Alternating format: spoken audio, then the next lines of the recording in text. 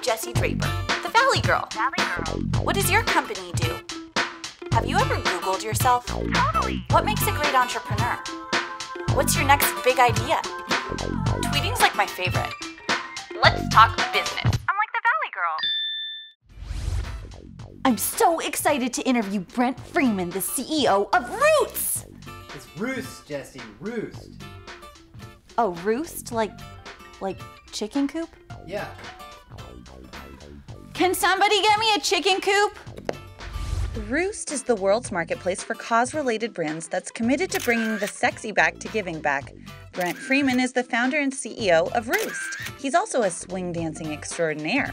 Well, here we are with Brent Freeman of Roozt. So, how you doing? I'm doing well. How are you? Good. Welcome to the Valley Girl Show. Thank you. Awesome. Awesome to be here. It's been a very long time coming because I feel like we're connected in like 1,000 circles. It's like one of those 1 degrees of separation that Yes. we've never met. So it's Yes. wonderful to be here. It's crazy. Yeah. And your dad's here, which I'm so excited about. He is sitting in the He was back. the DP on a Hi, movie Dad. I did called Doggy Boogie, which was really fun, all it's- about dog dancing. Great movie. I've seen it. It's fantastic. Yes. And yeah, congratulations on that. Well, thank you. Congratulations on Roozt, and I want to hear all about it. Thank you. So what do you guys do? Yeah, Roozt is an online marketplace exclusively for cause-related brands, companies that have a give-back component built into their business model. So what would be an example of one A of great these example companies? is one of our most popular sellers is this watch. It's a Okay. wooden watch made from reclaimed wood, and for every watch you buy, they plant a tree. Really stylish, beautiful watch, great conversation piece, but it has a story behind it as well. I've actually seen people wearing these watches. Yeah, they're great. Yeah. They're phenomenal. And it's got a great price point. It's only about $100. Get a lot of wear. It's just really a beautiful piece. Yeah. Our whole thing with Roozt is that people don't have to sacrifice how they look for how they want to feel. Okay. We say that we're here to bring sexy back to giving back. Bring the sexy back. Yeah, exactly. Yeah. I feel like there's a lot of things like shirts and bags that people sell for a good cause, but people never want to buy them because they're not sexy, as you say. That's right. And there's actually there's literally tens of thousands of beautiful cause-related brands that are out in the U.S. that don't lead with, here's what we're doing that's socially responsible, because they feel that it takes away from their product and things along those lines. And the method of discovery of how you find them is broken. And if you have to go 5 to 10 minutes out of your way to Google search something, you just don't do it. And Mashable recently called us the Etsy for social entrepreneurs. Oh, we love Mashable, Yeah, so that's Mashable's great. We fantastic. trust everything they say. So you guys are, like Etsy, are where people go to support social entrepreneurs and get really cool garb as well. Exactly. And we've combined a really cool element of deals and flash sales, allowing all of our brands, they control their own storefront. So we built a proprietary technology, e-commerce storefront, that allows all of our brands to control everything that they do in their back end at dashboard, run their own daily deals, track analytics, and just give them all that stuff for free, really being able to democratize the e-commerce process for these great brands, while putting them into a streamlined shopping experience that's really simple, allows you to discover new brands, shop from multiple companies in one transaction, and then share with your friends and get rewards, building all sorts of like discounts and things off future purchases. So what made you want to start this company? That's a longer story. I'm ready. All right, so I got all day. Okay, well, let's sit back. The truth is, it just came out of frustration. I grew up in an amazing family. I lost my mom from cancer when I was really young, from 6 years old. Oh, I'm so sorry. And it's made me into who I am today. But when something like that happens to you from a young age, it makes you realize every day is a gift. And as you mentioned earlier, my father, he's a director of photography, cinematographer, always told me, follow your heart and the money will come. And then, thank you, Dad. But the truth is that, when I went to college, I got away from that. I started to get really involved in how do I pay back my student loans. I went to a pretty expensive school. I went to USC. And how do I pay back my student loans and how do I make as much money as quick as possible? And I got wrapped up in the paper chase, just of making as $1 million as quick as possible. I launched a commodities business, import-export company out of my dorm, basically, in my senior year in college. Grew that for 2.5 years with the sole mission of making as much money as quick as possible. Yeah, I read about this, and Yeah. you were like opening offices in Dubai and all these places. Yeah. So what kind of commodities? It was primarily steel. Okay. Import-export of steel for the construction boom in Dubai. Wow. And so we would arbitrage from China, leverage our buyers' letter of credit. It was a crazy model. Worked. Yeah. We reached this level of success, closed a very large deal that I thought would be this pinnacle of happiness for me. And when we got there, I was actually really left pretty empty. And it was a really interesting aha moment for me that the key to success and happiness in life wasn't money plus money plus money plus money. Money's a part of that equation, right. But it was, what am I doing for the world, for the environment? What's my larger impact? What's our legacy? And then the whole world collapsed, right? October 2008, everything just started crumbling, and the millions that we thought we had made on paper were thousands. And I had the opportunity to reassess if I wanted to dive in further into the business, or say I walk up, but not with the windfalls that we thought. Right. And I walked because I wanted to do something with more purpose in my life. Well, especially if you aren't happy doing what you're doing, right. like you're saying. Right. It's funny. I feel like today is the time that people are realizing, we have all this social media and email, and people are just infinitely more busy. Right. And they're realizing, wait, I need to figure out what does make me happy. And Correct. that's a really important thing to have in your life. Correct. And especially our generation, when you talk with the millennial, Gen Y, kind of 18 to 35-year-old crowd, right. we want our cake and eat it too. Right? Yeah. And we want, and I love cake. Right, exactly.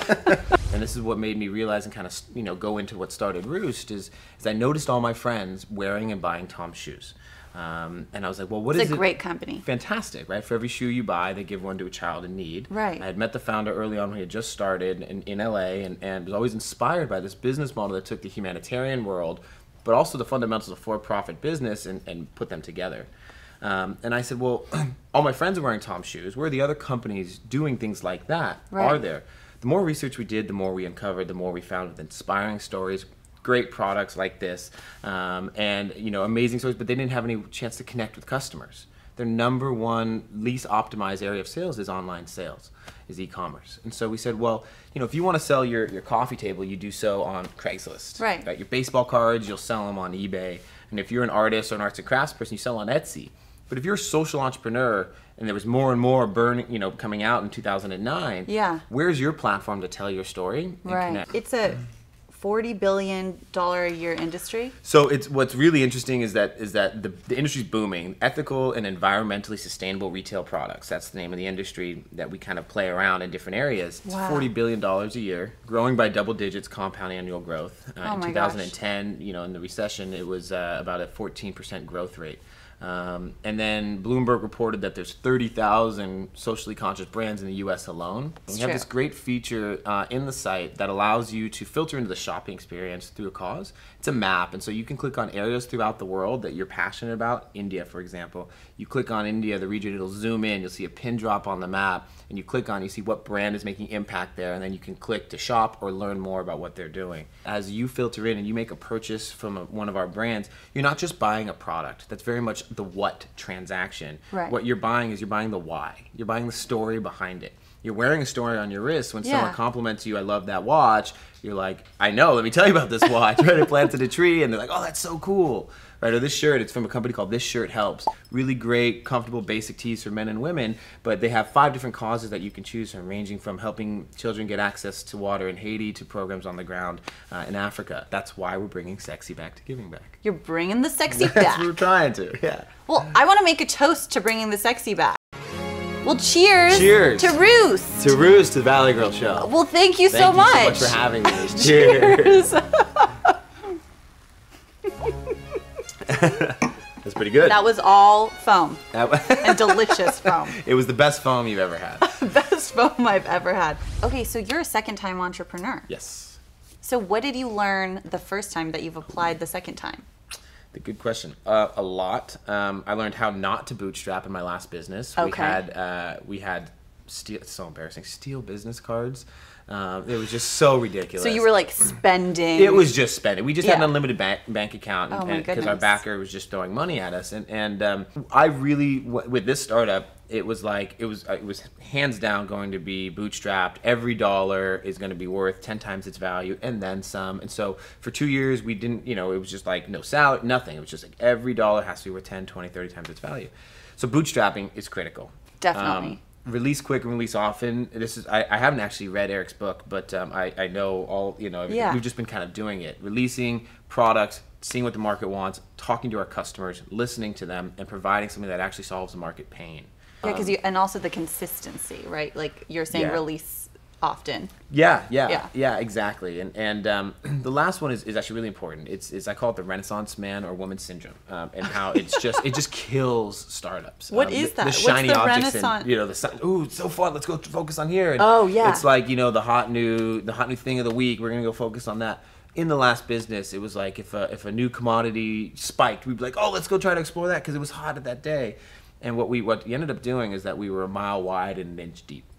And so what I wanted to do with Roozt is really be an inch wide and a mile deep. Do something really, really well, and then expand. And so I talk a lot. I heard, rumor has it, that you are quite the swing dancer. I don't know where you heard that.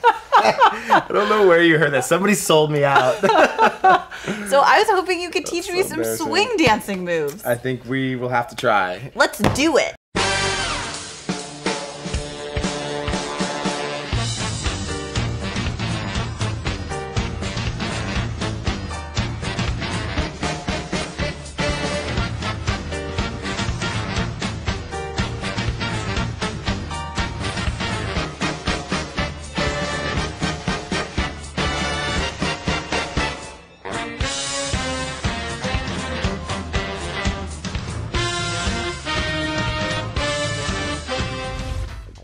I'm like the Valley Girl. And I'm like Brent Freeman, founder of Roozt.com.